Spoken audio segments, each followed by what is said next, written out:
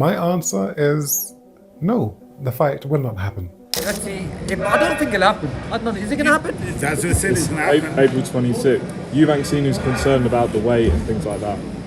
Yeah. Where's the fight going to be? Saudi Arabia? Tottenham. Yeah.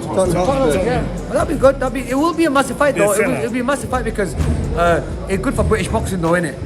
The long-anticipated showdown between Chris Eubank Jr. and Conor Benn has divided fans, fighters, and analysts alike. While some believe the fight is set in stone, others argue that it may never happen. One of the most vocal skeptics is Chris Eubank Sr., who has made it clear that there are significant barriers preventing this clash from taking place. Let's break down the opinions and statements made by some of the biggest names in boxing regarding this fight. Chris Eubank Sr. has emphatically stated that the fight between his son and Conor Benn will not happen. His reasoning appears to be tied to issues with the weight cut and contractual obligations, which he believes are not in his son's best interest. Historically, Sr. has always had a protective stance regarding Jr.'s career, and his current position reinforces his concern for his son's health and longevity. Given Sr.'s influence, his comments raise serious doubts about whether this fight will actually materialize, despite ongoing negotiations and hype. If the fight does fall through, it will undoubtedly leave fans disappointed, as the long-standing rivalry between the two families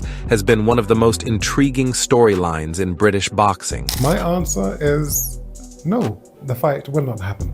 Amir Khan believes that both fighters are exceptional in their own right, making this a difficult fight to call. His neutral stance highlights the competitive nature of the matchup. Eubank Jr. has a size and power advantage, but Benn's relentless pressure and hunger could pose serious problems. Khan's take suggests that this fight is a true test of styles, power versus aggression, experience versus raw talent. This type of unpredictability is what makes boxing so exciting, and Khan's analysis confirms that fans should expect a high-level contest if the fight does happen.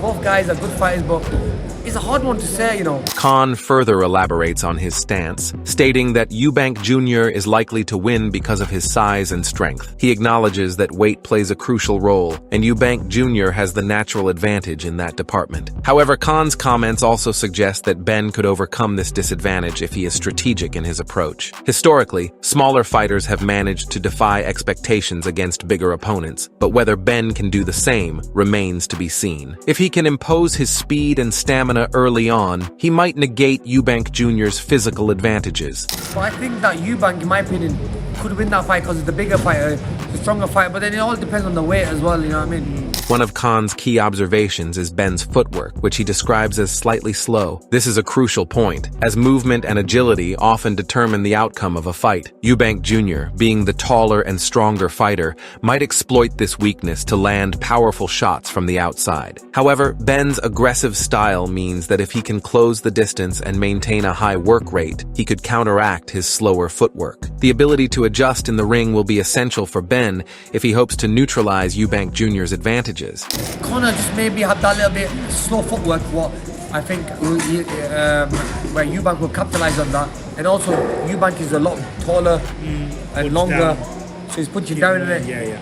You know what I mean? When you're punching up, man. While Khan is excited about the matchup, he also expresses skepticism, citing Eubank Sr.'s influence as a major factor that could prevent the fight from happening. This aligns with the concerns of many fans who have seen major fights fall apart due to disputes behind the scenes. If the fight does happen, Khan believes it will be a huge event for British boxing, underscoring just how much anticipation surrounds this matchup. However, the uncertainty surrounding the negotiations remains a significant hurdle. I don't think it'll happen. I don't know. Is it going to happen? That's what I said, it's going to happen. April 26th. Eubank Jr is concerned about the weight and things like that.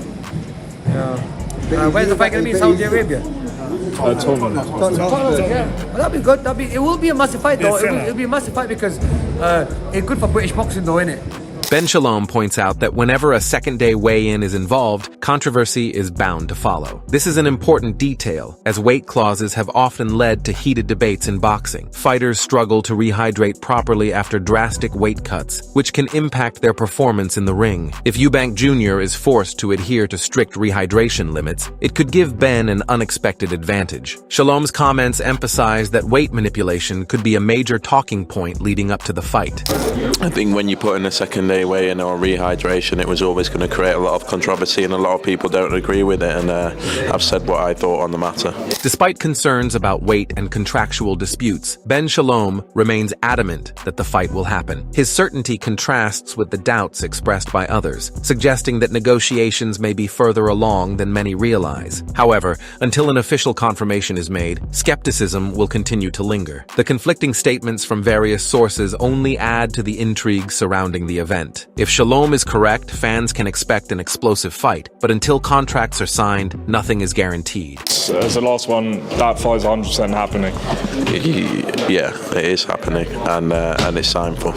George Littard has observed that Conor Benn is looking bigger and stronger as he prepares for this fight. This suggests that Ben is making serious adjustments to compete at a higher weight class. However, physical appearance alone does not guarantee success in the ring. The real question is whether Ben's added muscle will enhance his performance or hinder his speed and stamina. Littard's comments indicate that Ben is taking the challenge seriously, but only time will tell if his physical transformation translates into an advantage on fight night.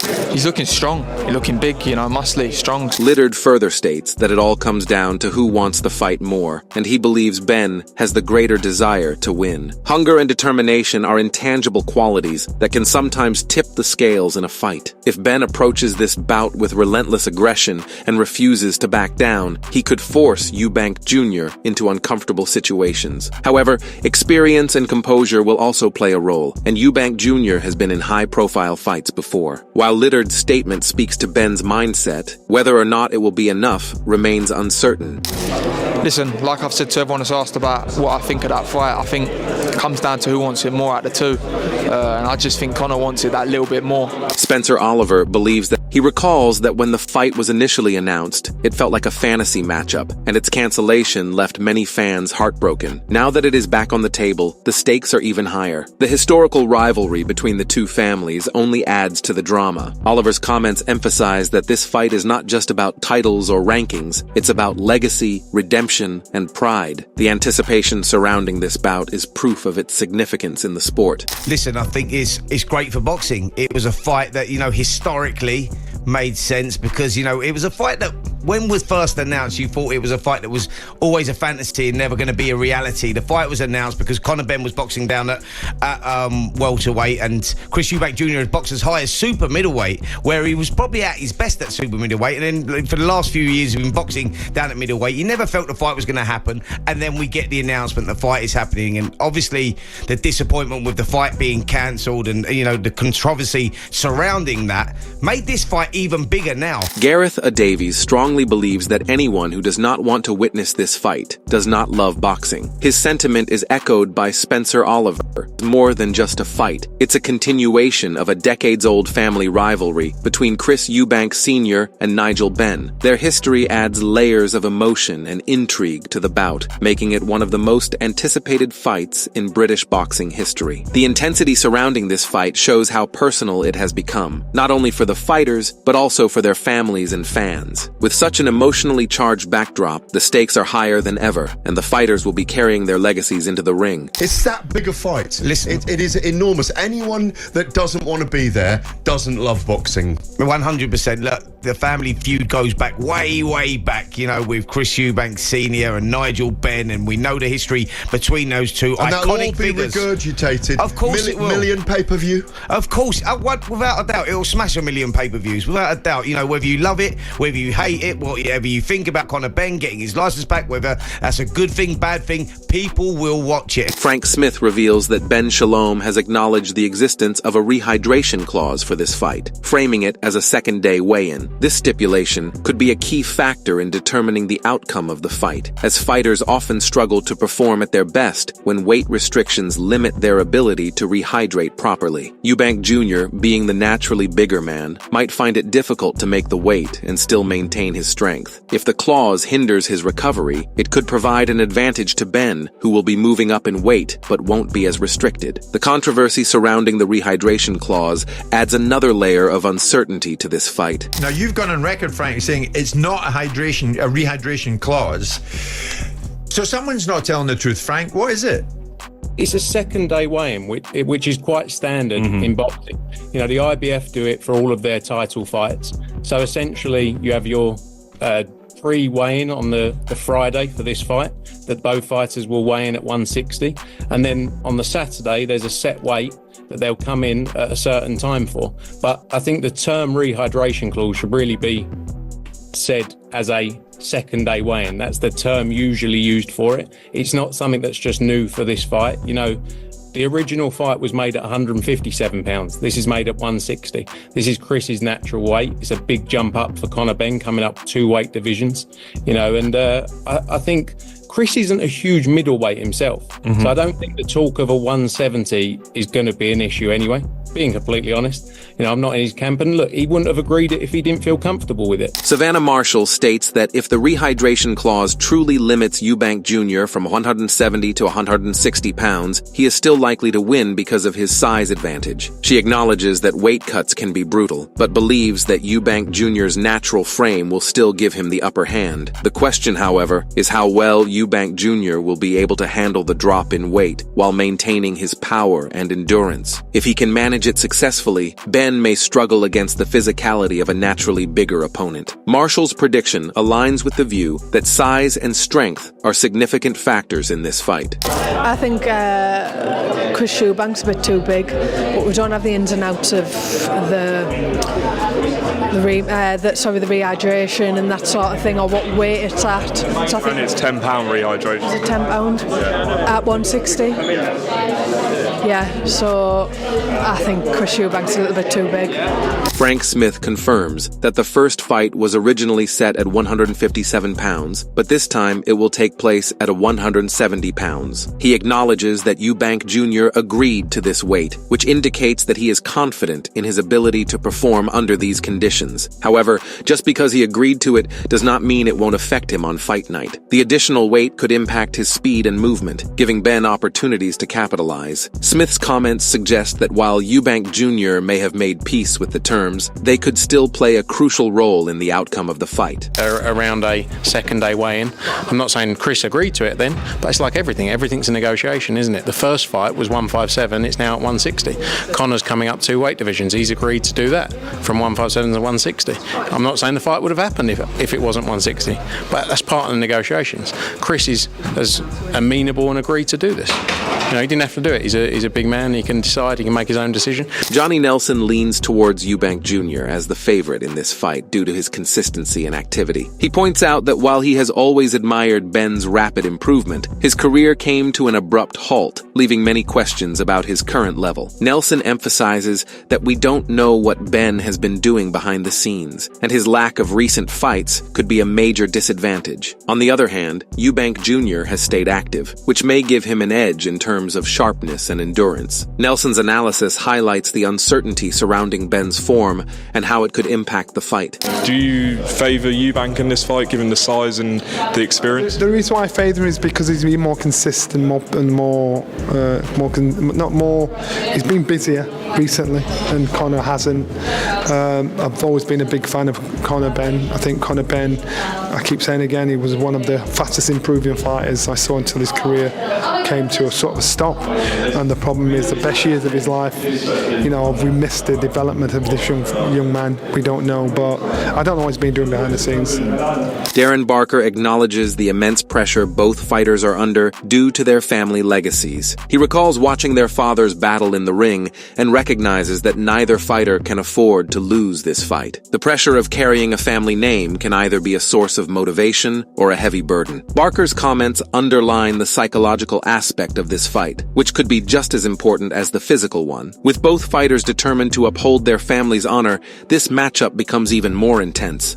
Well, first off, I was lucky enough to watch and be a fan of their dads when they boxed, so I'm aware of the rivalry from their fathers, and it's obviously translated now into the sons.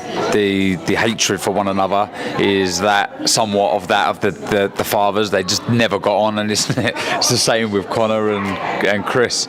They just don't get on. They really don't like each other, and I tell you what, there's a lot of pressure on these fighters because neither will want to lose to one another. You know, it would really be a tough one to swallow if they lost to one another. Dalton Smith believes this fight will be intriguing due to the weight difference. He questions whether it benefits Ben to move up in weight or if it will favor Eubank Jr., who is dropping down. Fighters often struggle when moving into an unfamiliar weight class, and Ben's performance at a heavier weight remains uncertain. At the same time, Eubank Jr. might struggle with weight loss and endurance. Smith's take on the situation highlights the unpredictable nature of this fight, making it even harder to call. Yeah, I think it's a good fight, good 50-50 fight. You know, depending, like, is it going to be beneficial for Conor moving up 2 weights, or I'll get us one. Darren with the chocolate bars tomorrow, yeah. Or Chris Eubank coming down in weight.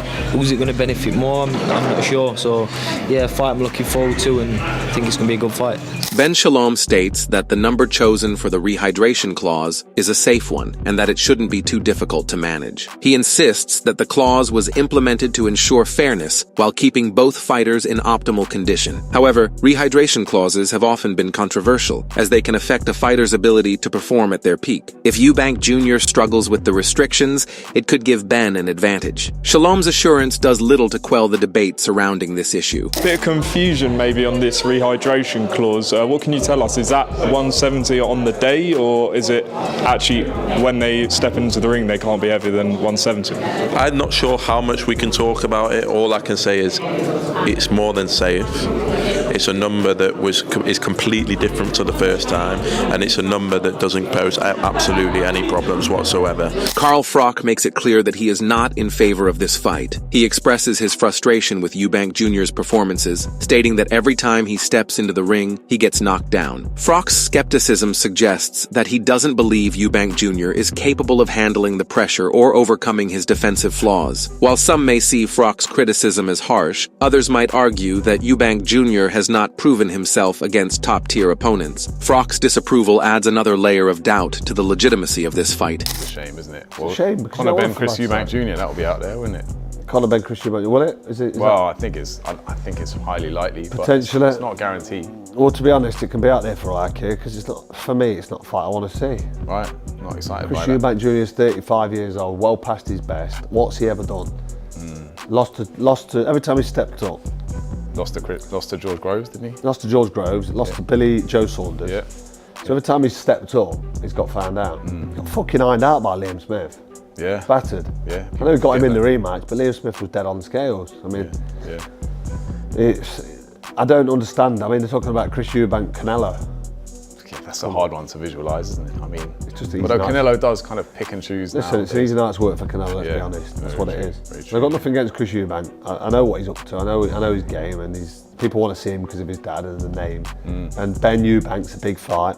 Yeah. But it's going to be for nothing. Frank Warren does not hold back in his critique of Eubank Jr., stating that he is a disgrace to his father's name. This is one of the most cutting remarks made about Eubank Jr., as it attacks not only his skills, but also his legacy. Warren's statement implies that Eubank Jr. has not lived up to the expectations set by his father, and that he is bound to lose this fight. While some may dismiss Warren's comments as personal bias, they still add to the overall controversy surrounding the fight.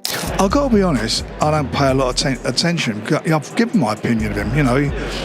He builds himself as the next generation, and he's 35 years of age. And, you know, he had an opportunity to fight in a major fight to find out, you know, to me, how good he is against Hamza or Denzel Bentley. Both really good fights. We'll see. Well, you mentioned on the topic... He's not that... His dad had been retired for 3 years by now. At his age. That's mad, isn't it? Yeah, and he'd had 20 world title fights. Yeah. Is it a bit of a what if with his career? Not for me, it's not. True. It's who gives a f***? Chris Eubank Jr. has responded aggressively to criticism, calling Frank Warren, Eddie Hearn, and Frank Smith scumbags for trying to profit off him. He states that the only person he trusts is Turki Al-Sheikh. His remarks highlight the tension between fighters and promoters, especially when financial negotiations are involved. Eubank Jr.'s frustrations may indicate that he feels disrespected or exploited, which could serve as motivation for him to prove his worth in the ring. Because every other promoter out here is a scumbag. That's why. You know, you've got Frank Warren behind me. Been lying and cheating his way through boxing for the last couple decades. Sued me for a couple $100,000 a few years ago, so obviously I was never going to go with him. You know, the guy's a scumbag. Kalle Sauerland, you know, had me locked up. Speak up, I can't hear you. Kalle Sauerland had me locked up in a terrible contract for the last few years, squeezing money out of me at every opportunity. Scumbag. Eddie Hearn, Frank Smith, you know, they did everything they could to try and make this fight against Conor Benn still go ahead. Scumbag. Still go ahead. Why'd you fight Hamza Sharad, scumbag? After knowing that they, that he was on steroids. Scumbags, you know. I would say the only promoter that I know for sure isn't a scumbag is His Excellency, Turki Al-Sheikh. You know, this is a man who isn't trying to take money from fighters. He isn't trying to use lawyers and accountants to lock fighters up in slave contracts. You know, he's a man of God. He's a man of religion. That's what's most important to the people of Saudi Arabia. He just wants to put the biggest fights on, the best events on, and pay fighters what they're worth. And as a fighter, you know, it's a blessing to be a fighter at this moment of time, because this is the first time we've ever had a promoter like this in the history of boxing. Oh, and you know, Ben Shalom's a very cool guy too. The build-up to Chris Eubank Jr. versus Conor Benn has been filled with controversy, speculation, and strong opinions from all sides. Whether the fight happens as planned or collapses due to ongoing disputes, one thing is certain. It has already captured the attention of the boxing world. Stay tuned to Boxy Hub for all the latest updates, analysis, and expert opinions on this fight and more.